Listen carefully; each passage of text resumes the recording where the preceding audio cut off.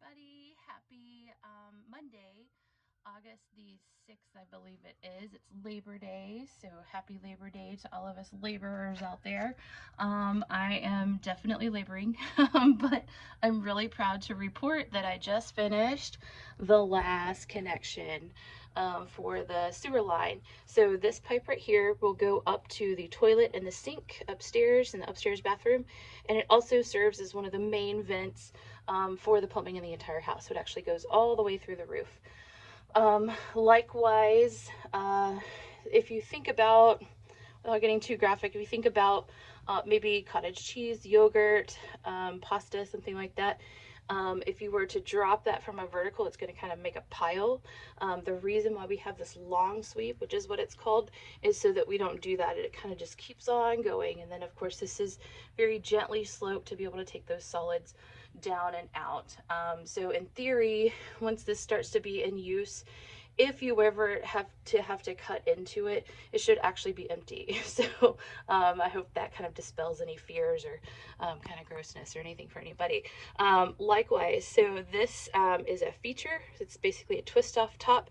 That means I can access this pipe and clean it out should I ever need to. That's a bonus. We didn't have that feature before. So if you've seen some of the other videos, I've done that to several different pipes.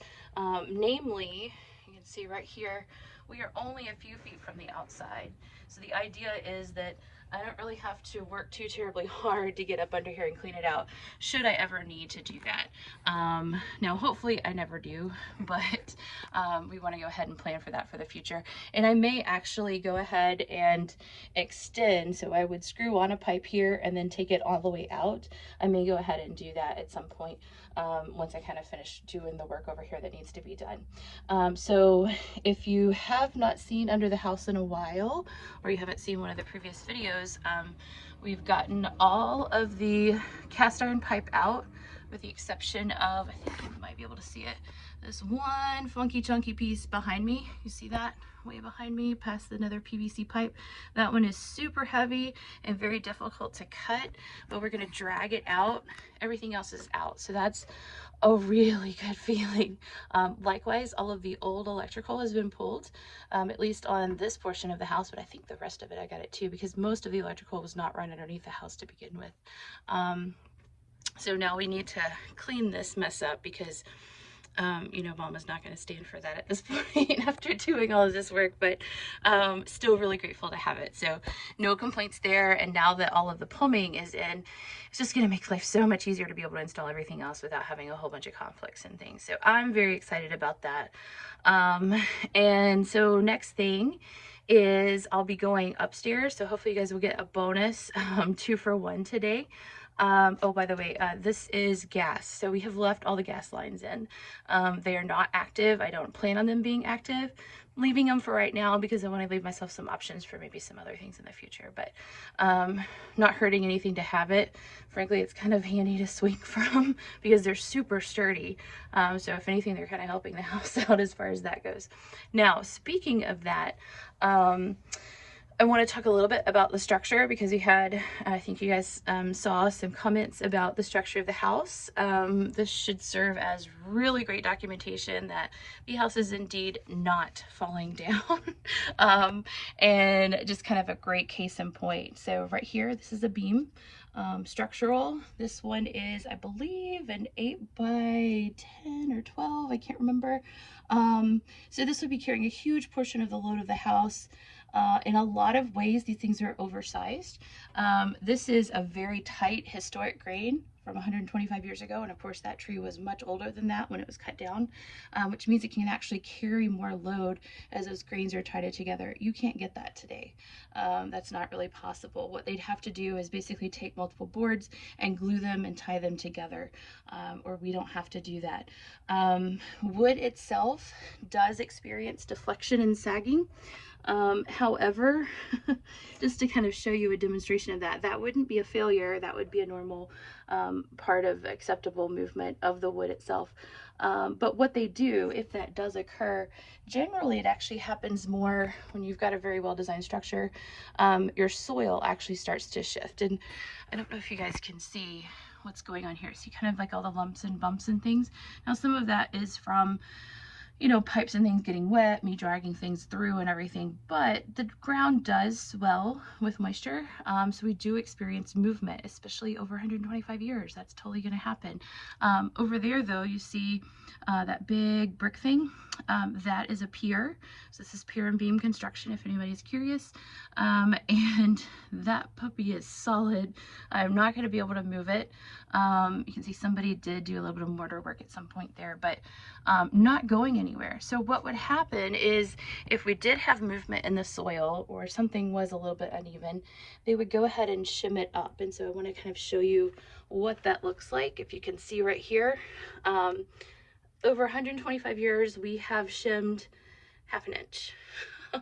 And this is one of the more moving areas. So I'm going to go ahead and say pretty great structure from that perspective.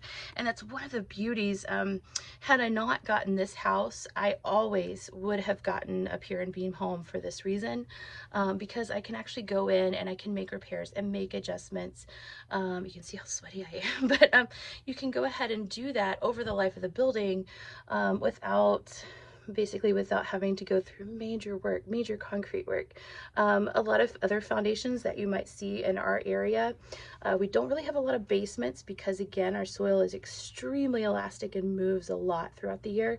But a lot of the other foundations would be concrete, so they would be poured slab on grade is what it would be called.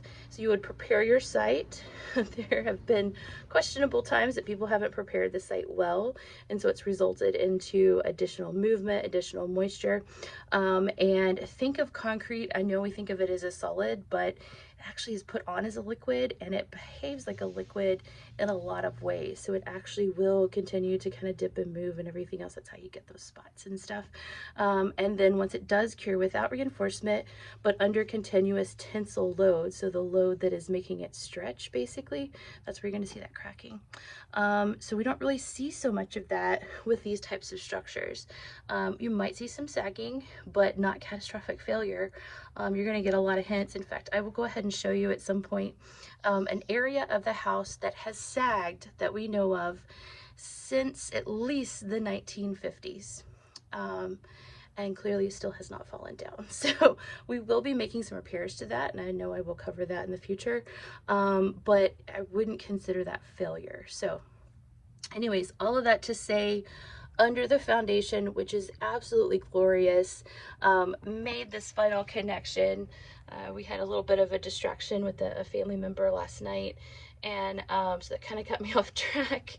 But anyways, the water lines I have actually connected, but during that whole fiasco last night, I had one little leak when I cut the water on so that family member could use the restroom, and I do have a little bit of a leak upstairs. So either something just wasn't tightened correctly, maybe I didn't get a cap on very good, something. So but it is so hot, it's actually dried out.